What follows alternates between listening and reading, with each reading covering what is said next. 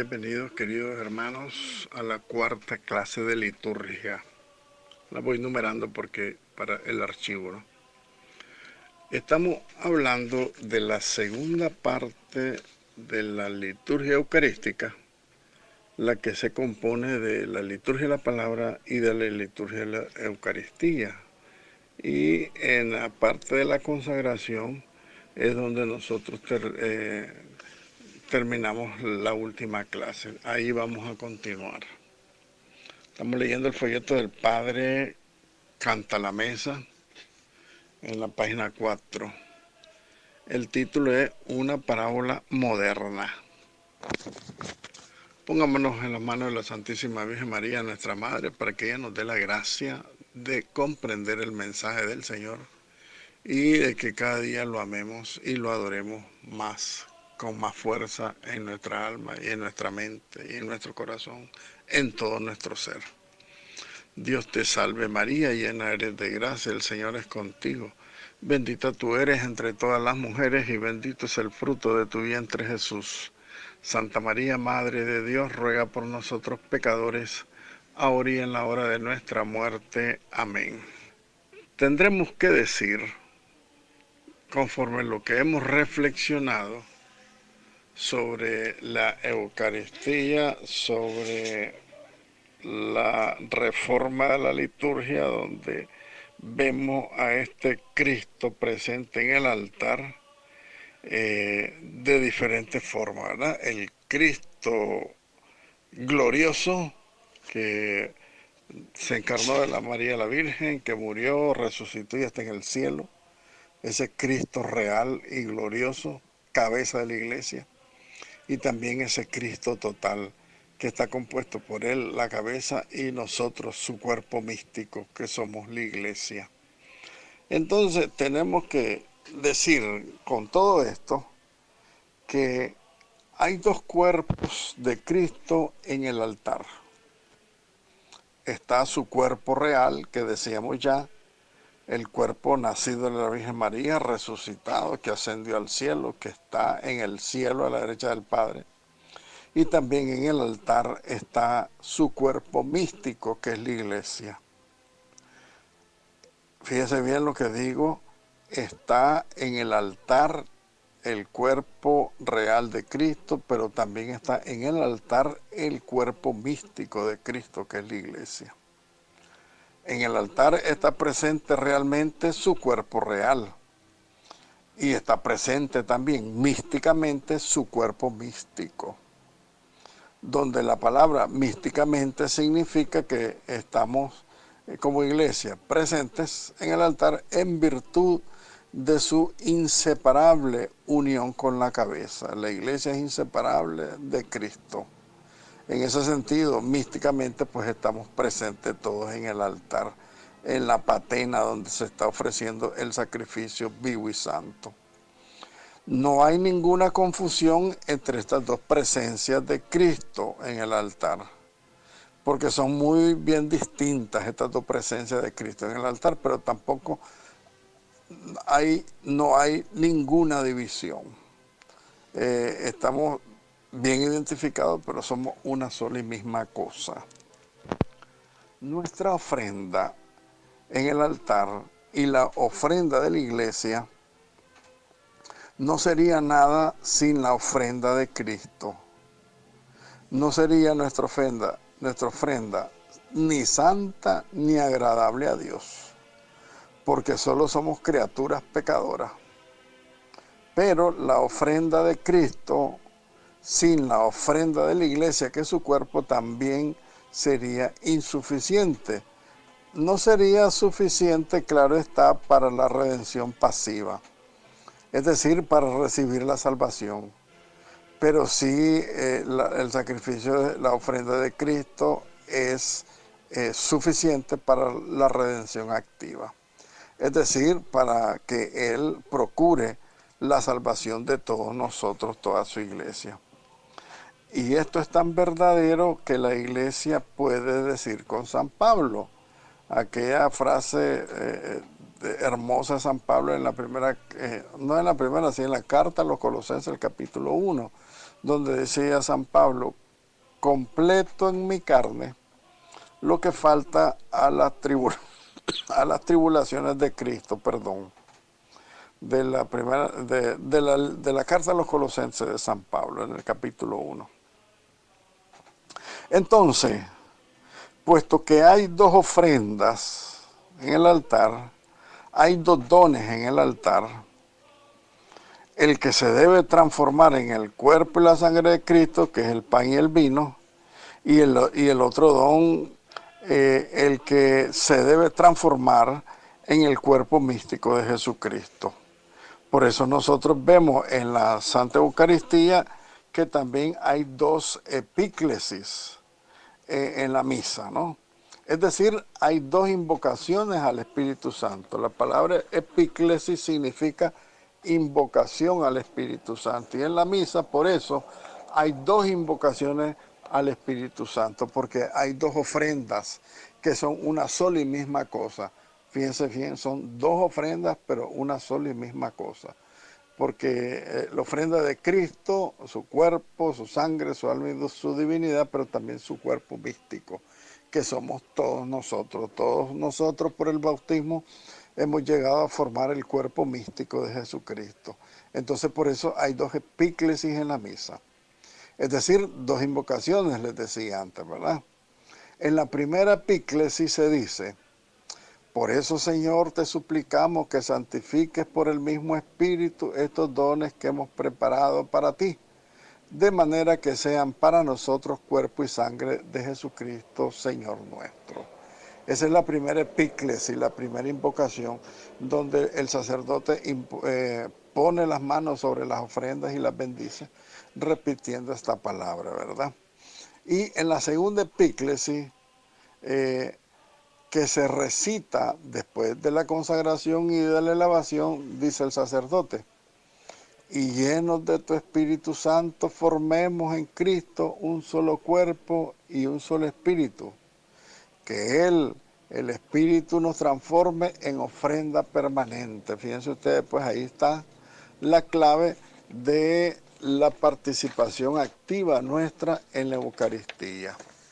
Y principalmente en el momento de ofrecernos nosotros como sacrificio vivo junto a Cristo, que se sacrifica en el altar a través de la transustanciación, pues, de el pan y el vino en su cuerpo y en su sangre.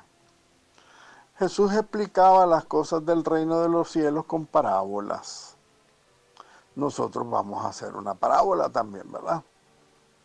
Lo que sucede en la celebración eucarística. Y esta es la parábola.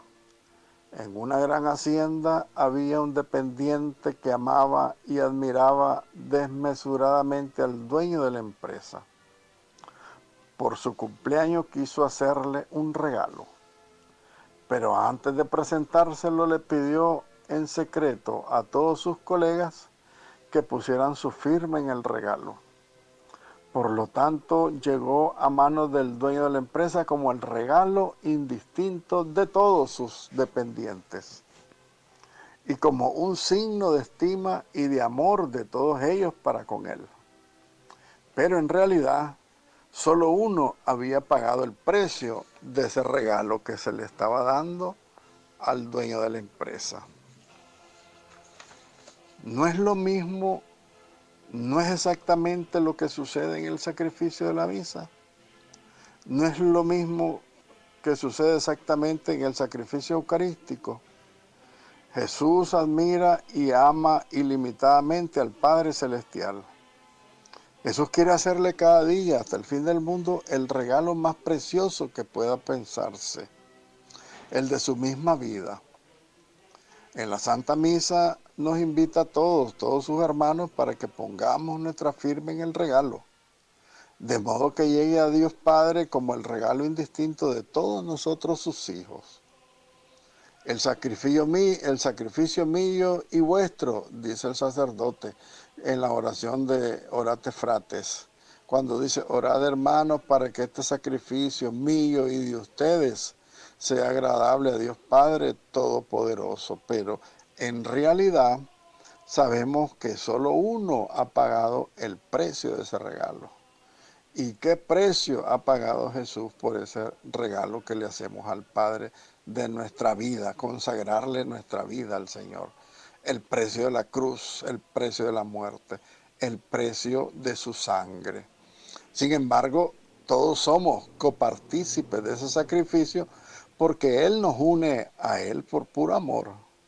Y nosotros en verdad tenemos que unirnos verdaderamente al sacrificio, diciéndole al Señor, también nosotros, Señor, yo también quiero ser sacrificio agradable a los ojos de Dios.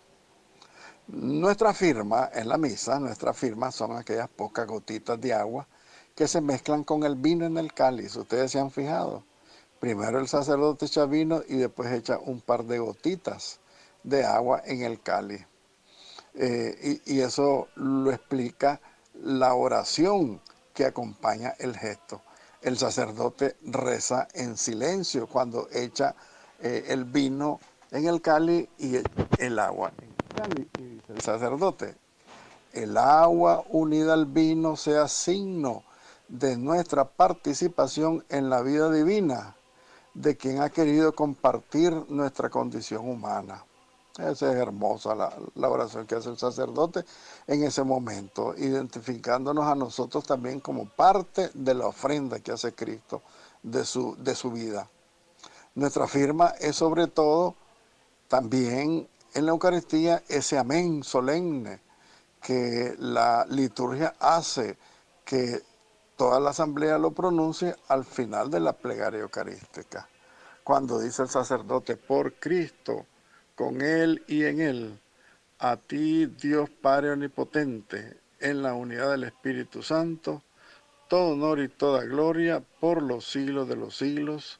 Amén. Ese amén tiene que resonar en nuestro corazón, tal vez no en las paredes de la iglesia, pero sí en nuestro corazón. Porque ese amén es como quien dijera, me uno a todo lo que se ha hecho y a todo lo que se ha dicho. Lo suscribo a todo, pongo mi sello, lo firmo y pongo mi vida, porque así debe ser para cada uno de nosotros. Ahora sabemos cómo la Eucaristía hace la Iglesia. La Eucaristía hace la Iglesia, dice el Papa San Juan Pablo II en su carta encíclica Ecclesia de Eucaristía. Ya lo vamos a ver. Porque la Eucaristía hace de la Iglesia una Eucaristía. La Eucaristía no es solo genéricamente la fuente y la causa de la santidad de la Iglesia. La Eucaristía también es su forma, es decir, su modelo. La santidad cristiana debe realizarse según la forma, según el modelo de la Eucaristía, según Cristo. El cristiano debe ser en su vida como una santidad eucarística, es la que tenemos que vivir. El cristiano no puede limitarse a celebrar la Eucaristía. Debe ser Eucaristía con Cristo, y esto es importante en nuestra participación en la misa, porque nosotros no somos espectadores en la misa, que desgraciadamente es el concepto que tenemos y que no se ha podido desterrar de la iglesia. Nosotros no somos espectadores en la Eucaristía, somos partícipes activos, porque no solamente Cristo se ofrece como sacrificio al Padre, todos nosotros nos ofrecemos como sacrificio al Padre. Por eso cuando nosotros al salir de la Eucaristía debemos de salir transformados. Al menos diría yo, deberíamos de salir transformados. Muy bien, veamos qué dice el Papa San Juan Pablo II en la encíclica Ecclesia de Eucaristía. Dice en la introducción, la Iglesia vive de la Eucaristía. Esta verdad no expresa solamente una experiencia cotidiana de fe de la Iglesia, sino que encierra en síntesis el núcleo del misterio de la Iglesia. La Iglesia tenemos que considerarla como un misterio, porque la Iglesia fue fundada por Cristo, Cristo es Dios. Entonces no es una cosa que nosotros la podamos comprender plenamente, porque la Iglesia es un misterio, es el misterio de Dios que quiere quedarse en nosotros, quiere quedarse con nosotros para la salvación del mundo. ¿Escucharon bien? Para la salvación del mundo. Nosotros somos partícipes entonces en la obra redentora. Somos partícipes en la obra redentora. Ahí van a ver por qué. Esta experiencia de la iglesia, de esta iglesia misterio, ¿verdad? Con alegría tenemos que verla porque se realiza continuamente en múltiples formas. Se realiza en esta experiencia diaria, cotidiana de la iglesia. Y tenemos que verlo con alegría porque se cumple a cada instante, a cada momento la promesa del Señor. ¿Y cuál es la promesa del Señor? He aquí que yo estoy con ustedes todos los días hasta el fin del mundo. Dice el Evangelio de San Mateo capítulo 28. En la Sagrada Escritura, en la transformación del pan y del vino, yo diría en la transustanciación del pan y del vino en el cuerpo y la sangre del Señor, se alegra de esta presencia con una inmensa alegría, con una alegría íntegra.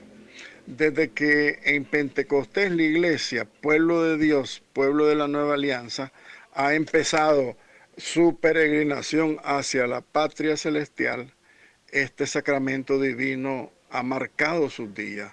Este sacramento de la Eucaristía ha marcado la vida de la iglesia, llenando a la iglesia de confianza y de esperanza también. Por eso, con razón, dice el Concilio Vaticano II, que el sacrificio eucarístico en la iglesia es fuente y es cima de toda la vida de la iglesia, de toda la vida cristiana, dice Sacrosanctum Concilium en el número 10. Entonces, la Sagrada Eucaristía, en efecto, en realidad contiene todo el bien espiritual de la iglesia, es decir, contiene al mismo Cristo, nuestra Pascua, nuestro Señor Jesucristo, pan de vida que da la vida a los hombres por medio de su Espíritu Santo. Por lo tanto, la mirada de la iglesia se dirige continuamente a su Señor presente en el sacramento del altar, en el cual descubre la plena manifestación de su amor inmenso. Dice también el número 10 de Sacrosanctum Concilium y el número 7 también, ¿verdad? Porque no perdemos la esperanza. Se fortalece nuestra esperanza. La Eucaristía es la fuente y la cima de toda la vida cristiana. Entonces, por lo tanto, contiene todo el bien espiritual que la iglesia necesita. ¿Y cuál es todo el bien espiritual que la iglesia necesita? Cristo Jesús presente en persona. Cristo nuestra Pascua. Cristo pan de vida, que nos da su Espíritu Santo. Durante el gran jubileo del año 2000, el Papa San Juan Pablo II cuenta que celebró la misa en el cenáculo de Jerusalén, donde según la tradición se realizó la última cena con Cristo mismo. El cenáculo, por lo tanto, es el lugar de la institución de este sacramento. En el cenáculo, ahí Cristo tomó pan en sus manos, lo partió y se lo dio a los discípulos diciendo: tomad y comed todo de él, porque esto es mi cuerpo, que será entregado por vosotros. Después tomó el cáliz en sus manos, lo bendijo y se lo dio también a los discípulos diciendo: tomad y comed todo de él, porque esto es mi cuerpo y esta es mi sangre, que será entregada por ustedes. Dice el Papa San Juan Pablo II que para él fue una experiencia increíble y está profundamente agradecido al Señor porque le permitió repetir en aquel mismo lugar aquellas palabras obedeciendo su mandato: hagan esto en memoria mía. Las palabras pronunciadas por Jesucristo hace 2000 años. Los apóstoles que participaron de la última cena realmente comprendieron el sentido de estas palabras que salieron de la boca de Jesucristo. Creo que no, a lo mejor no. Quizás no, dice el Papa San Juan Pablo II. Quizás no las comprendieron. Aquellas palabras se habrían ido aclarando plenamente solo al final del tríodo pascual, el tríodo sagrado, es decir, ese lapso que está entre la tarde del Jueves Santo hasta la mañana del domingo. En esos días se enmarca pues ese misterio pascual de Cristo. Y en ello se inscribe también ese misterio eucarístico, en ese misterio pascual de Cristo. Este misterio pascual es del que la iglesia nace. La iglesia nace del misterio pascual. Precisamente por eso la Eucaristía es el sacramento por excelencia. El sacramento del misterio pascual. Es el sacramento que está en el centro de la vida eclesiástica. Se puede observar también que esto se ha vivido desde las primeras imágenes que tiene la iglesia cuando los Hechos de los Apóstoles habla de la ofrenda que hacían los apóstoles. En el capítulo 2, empezando por el capítulo 2, dice los Hechos de los Apóstoles, acudían asiduamente a la enseñanza de los apóstoles, a la comunión, a la fracción del pan y a las oraciones. La fracción del pan en la iglesia naciente evoca la Eucaristía, porque después de 2000 años seguimos reproduciendo aquella imagen primitiva de la iglesia, aquella primera imagen de la iglesia con respecto a la Eucaristía. Mientras nosotros lo hacemos en la celebración eucarística, los ojos del alma se dirigen al tríodo pascual. Siempre que nosotros ofrecemos la Eucaristía, nuestra alma se dirige al tríodo pascual. En lo que ocurrió la tarde del Jueves Santo, durante la última cena y después también de la última cena. La institución de la Eucaristía en la última cena, en efecto, anticipaba sacramentalmente los acontecimientos que tendrían lugar un poco más tarde a partir de la oración y la agonía de Jesucristo en el huerto de Getsemaní. Nosotros vemos a Jesús que sale del cenáculo, baja con los discípulos, atraviesa el arroyo del Cedrón y llega al huerto de los olivos. En aquel huerto quedan aún hoy algunos árboles de olivos muy antiguos, dice el Papa. Tal vez fueron testigos de lo que ocurrió a su sombra aquella tarde, aquella noche. Cuando Jesús en oración experimentó una angustia mortal y que donde su sudor se convirtió en gotas grandes, en gotas de sudor, gotas espesas de sangre de Cristo. Esta sangre que caía a la tierra, dice el Evangelio de San Lucas capítulo 22. La sangre que poco antes había entregado a la iglesia como bebida de salvación, el sacramento eucarístico. Entonces en el huerto de Getsemaní comenzó a ser derramada la sangre de Jesucristo. Y la efusión, su efusión total se completará después en el Gólgota, en el Calvario, donde entregó hasta la última gota de su sangre, convirtiéndose en instrumento de nuestra redención. Por eso Cristo, dice la carta de los Hebreos, constituido sumo sacerdote de todos los bienes futuros. Este Cristo, sumo sacerdote, penetró en el santuario una vez para siempre, no con sangre de machos cabríos, ni de novillos, ni de toros, ni de corderos, sino con su propia sangre. Y así consiguió una redención eterna. Quiere decir una redención para toda la eternidad. Ya con la muerte de Jesucristo fuimos redimidos toditos los hombres, desde el primero con Adán y Eva hasta el último que nazca el día del juicio final. Todos ya fuimos redimidos por Cristo. Solo nos toca a nosotros acoger la redención. Pero regresemos a esta meditación de la tarde del Jueves Santo. En la última cena donde Jesucristo, antes de ir al huerto de Getsemaní, Él entrega en la Eucaristía,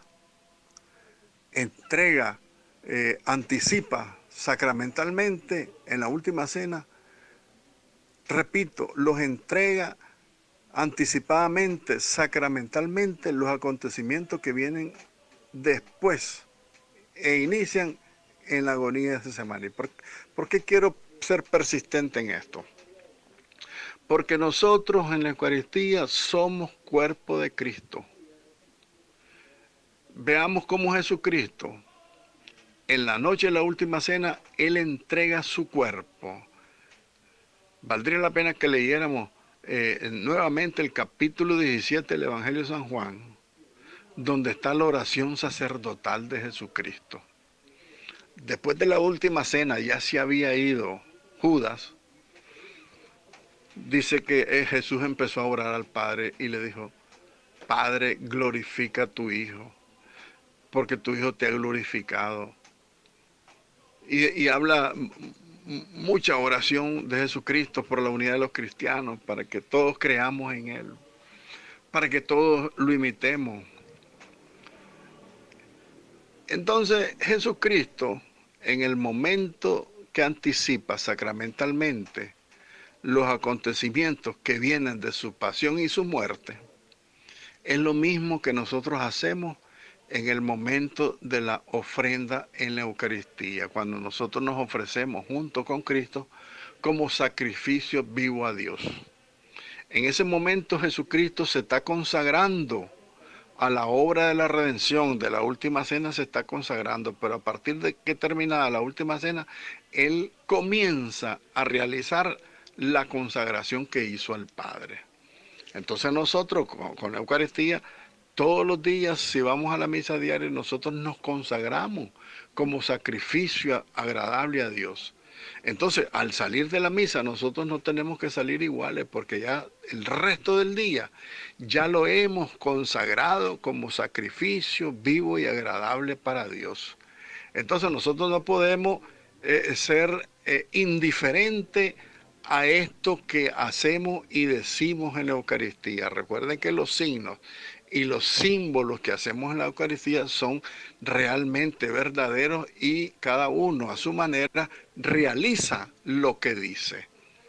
Entonces nosotros tenemos que estar claros: si yo me consagro en este día en la Eucaristía al Señor, entonces el resto del día yo tengo que actuar como Cristo actuaba, ser compasivo y misericordioso, ser bondadoso, amar al prójimo, servir al prójimo. Todo eso es lo que nos manda, porque una vez que Él se consagró, entregó su vida, Él fue a morir. Entonces nosotros, en el momento que consagramos nuestro día, tenemos que ir a servir el resto del día, ¿verdad? No solamente, ay, qué bonito, ya tuve misa, ya cumplí, y sigo en mi vida mundana y egoísta y pagana. No digo pecadora, porque de repente nosotros no cometemos pecados mortales.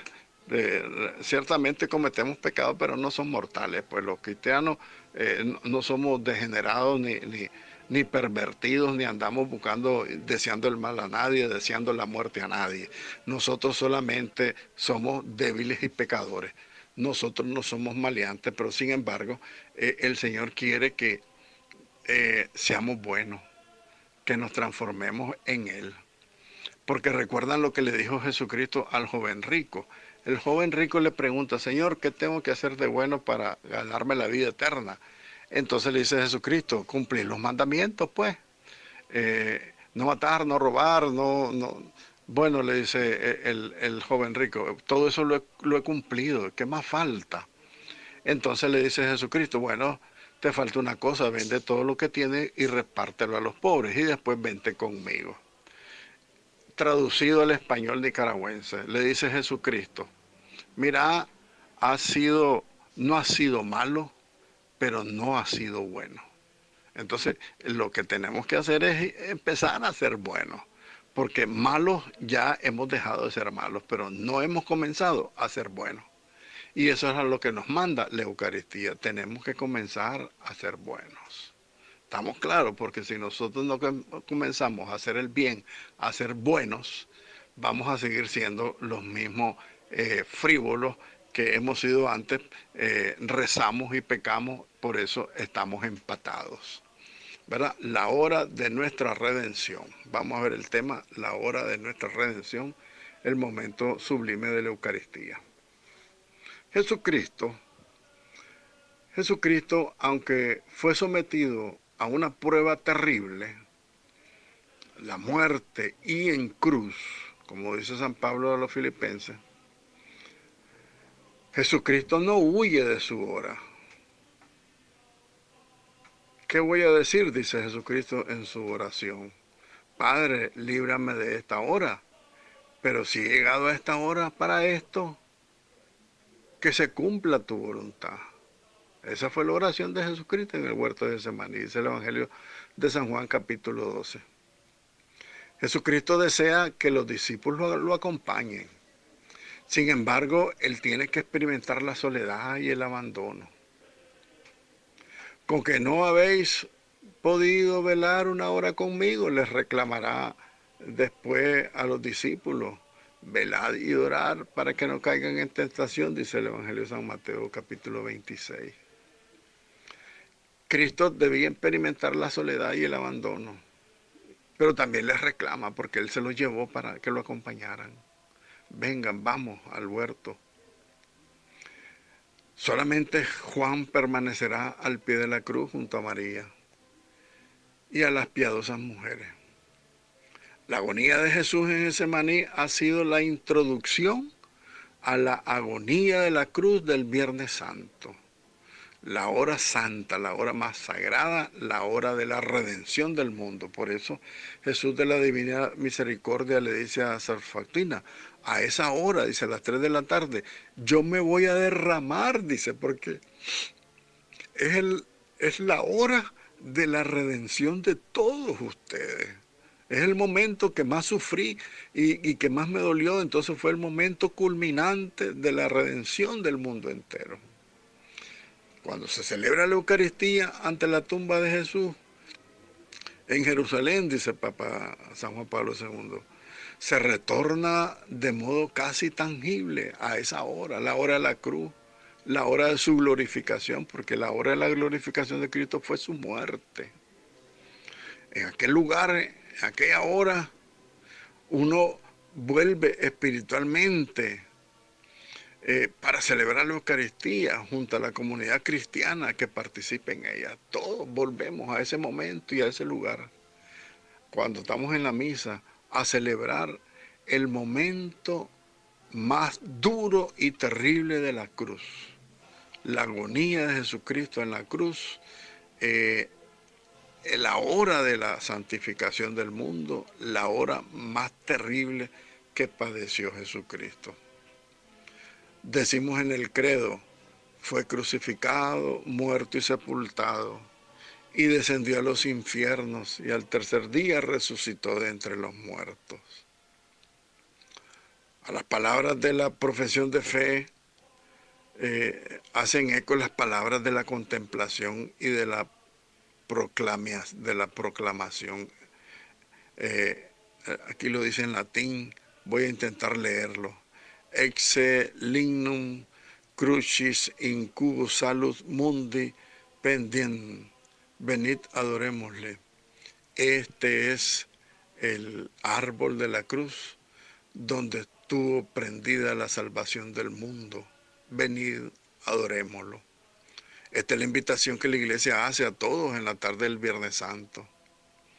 Y la iglesia lo hará de nuevo en el canto durante el tiempo pascual para proclamar el aleluya, para proclamar que Dios ha salido del sepulcro glorioso, el que estuvo clavado en la cruz. Es el misterio de la fe, mysterium fide, dice el Papa. Cuando el sacerdote pronuncia, canta estas palabras, este es el misterio de la fe. Anunciamos tu muerte, proclamamos tu resurrección. Ven, Señor Jesús. Con estas palabras o palabras parecidas, la iglesia a la vez se refiere a Cristo en el misterio de su pasión. Revela también su propio misterio. La iglesia es un misterio. ecleusia de Eucaristía. La iglesia vive de la Eucaristía, nace en la Eucaristía. La iglesia nace en el momento de la institución de la Eucaristía en la última cena. Si con el don del Espíritu Santo en Pentecostés la iglesia nace y se encamina por las vías del mundo, un momento decisivo de su formación es ciertamente el cenáculo, en el momento de la institución de la Eucaristía, donde tiene la iglesia su fundamento y su ontanar en todo el tríodo pascual. Pero este está como incluido, como anticipado, como concentrado para siempre en el don de la Eucaristía. Este momento pues del cenáculo, de la Eucaristía, el momento de la institución, eso está concentrado pues en el don eucarístico. En este don Jesucristo entrega a la iglesia la actualización perenne del misterio pascual. Porque el misterio pascual, la pasión, muerte y resurrección de Cristo sucedió una única vez hace 2000 años. Pero Él lo deja instituido como sacramento perdurable para la vida eterna, porque incluso después de muertos estaremos celebrando la Eucaristía con Él, porque Él nos invita al banquete celestial. El banquete celestial es Cristo mismo que se nos da a nosotros como don, ya plenamente, porque Él se nos ha dado en la Eucaristía como semilla, como principio de redención y de gloria. Sin embargo, Él lo quiere dejar de una manera perenne para el fin del mundo, en ese misterio pascual, pues, con la Eucaristía. Con Él instituyó una misteriosa contemporaneidad en aquel tríodo pascual y el transcurrir de todos los siglos. En el momento de la Eucaristía, el tiempo se detiene, porque es el Eterno que actúa. Es un misterio que el tiempo no pasa en la Eucaristía. Fue establecida desde siempre y para siempre. Fue eternizada por Cristo y ha de transcurrir durante todos los siglos este tríodo pascual, porque lo haremos siempre, siempre lo haremos presente. El misterio de la pasión, muerte y resurrección de Cristo, el misterio de la fe, lo haremos siempre presente durante todos los siglos de la existencia del ser humano. Entonces, con todo esto nosotros tenemos que ver que aquí debe despertarse en nosotros unos sentimientos de gran amor, de gran asombro y de mucha gratitud. Dice el Papa, yo quiero que con estas palabras se renueve nuevamente en ustedes el estupor. Lo decía el Papa San Juan Pablo II, lo repetía el Papa Benedicto también. Tenemos que llenarnos con la Eucaristía, llenarnos de estupor nuevamente, porque el acontecimiento pascual y la Eucaristía que lo actualiza a lo largo de los siglos, tiene una capacidad verdadera enorme en la que entra toda la historia como destinataria de esta gracia de redención que el Señor quiere derramar al mundo entero. Entonces, este asombro ha de inundar siempre a la iglesia. La iglesia siempre tiene que estar asombrada y admirada del poder y la gloria que tiene su Señor. Esta iglesia, principalmente reunida en la celebración eucarística, debe estar inundada de asombro, de estupor, de gratitud y de amor por tan gran Redentor que tenemos, ¿verdad? Pero de modo especial debe acompañar al ministerio de la Eucaristía este estupor. Es Él, el Señor, quien gracias a la facultad que les concede por el sacramento a los sacerdotes, por el orden sacerdotal, es Él mismo el que realiza la consagración. Este es mi cuerpo, esta es mi sangre. Y con la potestad de los sacerdotes que le viene del mismo Cristo, del cenáculo, dice el sacerdote con Cristo y con toda la iglesia, este es mi cuerpo, que será entregado por ustedes. Este es el cáliz de mi sangre que será derramada por ustedes. El sacerdote pronuncia estas palabras, o más bien eh, pone su boca y pone su voz a disposición de Cristo, porque es Cristo el mismo que la dice en el cenáculo y la dice ahora para nosotros mismos. Es el mismo Cristo que quiso que fueran repetidas estas palabras de generación en generación por todos los que en la iglesia participan ministerialmente de su sacerdocio. Entonces Cristo mismo lo estableció para que todos los sacerdotes le presten su boca, le presten su voz, para que Él, a través del ministro que preside, sea el mismo que actualice para la redención del mundo, aquí y ahora, el misterio de su pasión y su muerte en la cruz.